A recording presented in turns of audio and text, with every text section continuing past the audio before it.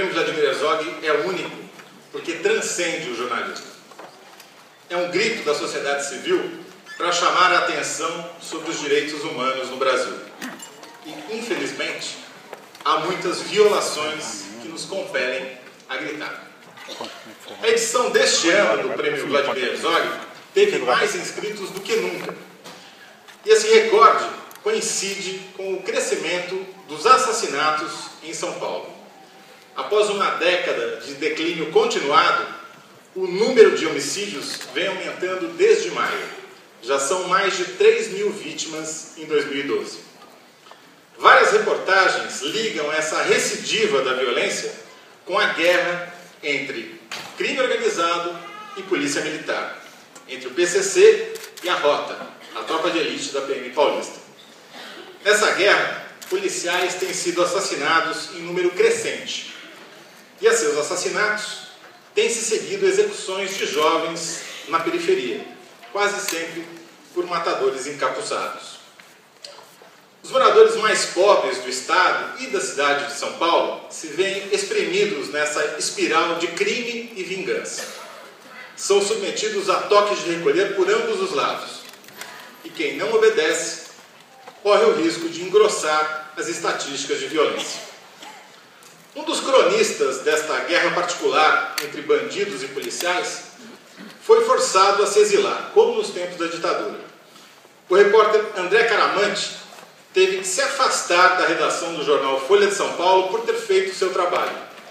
Em julho, Caramante escreveu que um ex-comandante da Rota, o Coronel Telhada, era candidato a vereador e usava a sua página no Facebook para difundir relatos de confrontos policiais nos quais civis eram invariavelmente chamados de vagabundos.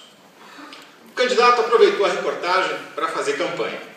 Incitou seus seguidores a enviar mensagens contra o repórter, a quem chamou de notório defensor de bandidos.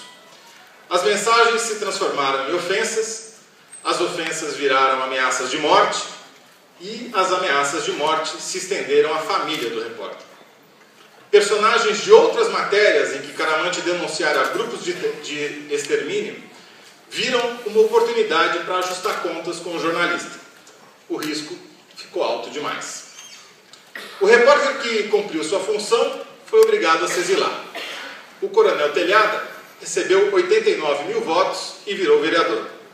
Seu slogan vencedor foi uma nova rota na política de São Paulo. A história de Caramante não é nova. Ele decidiu ser jornalista depois de ler Rota 66, o livro em que Caco Barcelos contou a história da polícia que mata, dos policiais que transformaram o extermínio em política de Estado. Caco Barcelos teve que se exilar após a publicação de Rota 66 porque também ele foi ameaçado de morte. A história se repete, só mudam as vítimas. A Associação Brasileira de Jornalismo Investigativo e o Centro Knight para o Jornalismo nas Américas contabilizam 12 ameaças contra jornalistas no Brasil só este ano. Houve também 23 notícias de agressões. E pior do que tudo, 4 jornalistas foram assassinados desde janeiro. O radialista Valério Luiz, em Goiás, o repórter Décio Sá, no Maranhão, o jornalista Paulo Roccaro, no Mato Grosso, e Mário Randolfo, no Rio de Janeiro. Essas 4 mortes colocam o Brasil num desconfortável 4º lugar no ranking de países com mais jornalistas assassinados, segundo o Comitê de Proteção aos Jornalistas. Além das ameaças criminosas, o jornalismo brasileiro vem sendo batido por uma onda de censura judicial. Juízes têm proibido desde a divulgação de pesquisas eleitorais até casos notórios de corrupção envolvendo políticos, como a proibição de o jornal Estado de São Paulo noticiar as aventuras de Fernando Sarney. E há a censura por assédio judicial. Os censores movem uma enxurrada de processos que afoga a defesa, como as que atingiram o site noticioso Congresso em Foco e um dos homenageados desta noite, o jornalista Lúcio Flávio Pinto.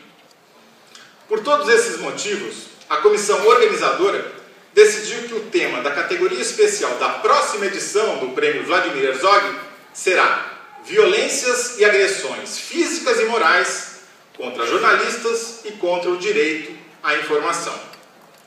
Mas, ao contrário do lugar comum, nem só de más notícias vivemos os jornalistas. Em 2012, passou a valer a Lei de Acesso às Informações Públicas, que garante a todo cidadão o direito de conhecer qualquer informação do Executivo, Legislativo e Judiciário, desde que ela não esteja protegida por sigilo legal. Este ano, instalou-se a Comissão Nacional da Verdade, que promete jogar luz sobre as trevas que ainda envolvem a história da ditadura militar no Brasil. Estados e municípios também instalaram as suas comissões locais. Aqui em São Paulo, a Câmara Municipal batizou a sua de Comissão da Verdade Vladimir Herzog e dobrou a homenagem, dando o nome de Vlado à praça que fica atrás do prédio da Câmara. Ela deve ser inaugurada em 13 de dezembro, o mesmo dia em que foi decretado o AI-5, para simbolizar a vitória da democracia. Comemorando 75 anos de fundação, o Sindicato dos Jornalistas de São Paulo também criou a sua Comissão da Verdade e publicou uma pesquisa onde relaciona todos os jornalistas mortos e desaparecidos durante a ditadura no Brasil. E para completar essa lista de boas notícias, finalmente a Justiça mandou retificar o atestado de óbito de Vladimir Herzog. O documento passará a registrar que sua morte decorreu de lesões e maus-tratos sofridos na dependência do 2º Exército em São Paulo, do DOI-CODE. Essa decisão elimina o último resquício da farsa oficial do suicídio que seus algozes tentaram impingir à sociedade.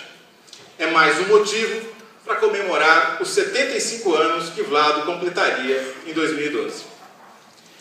Que os jornalistas premiados esta noite se inspirem na coragem de Vladimir Herzog, na persistência de Lúcio Flávio Pinto e que tenham uma carreira tão longeva e frutífera quanto a de Alberto Dines. Obrigado.